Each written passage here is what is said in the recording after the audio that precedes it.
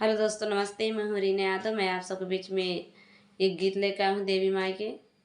मेरा गीत कैसे लगा आप सब कमेंट में जरूर बताना। अच्छा लगे तो लाइक करना, सब्सक्राइब करना, शेयर करना ज़्यादा से।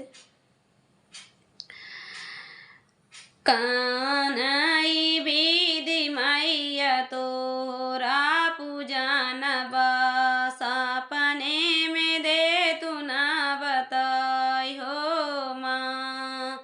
कनहि विधि मैया तोरा पूजन बस अपने में दे तू ना बताई हो माँ। गेहुआ कबलिया मैया ना जूठार बासु गना से भर के थुआ के रोटवा चढ़ाई हो माँ। कवन ही विधि मैया तोरा पूजन बासापा मदे तू ना बताई हो माँ।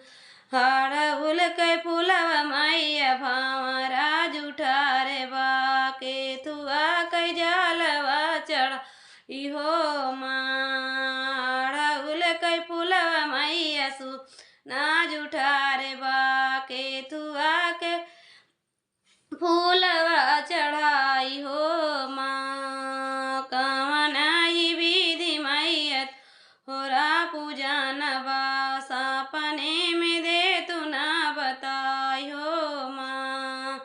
गंगा जला के पनिया मैया मछली जुठारे बाके तू कई जलवा चढ़ाई हो माँ। कवन ही विधि मैया तोरा पूजन बास अपने में दे तू ना बताई हो माँ। गैया का दूधवा मैया बाछड़ जुठारे बाके थुआ के दूधवा चढ़ाई हो माँ।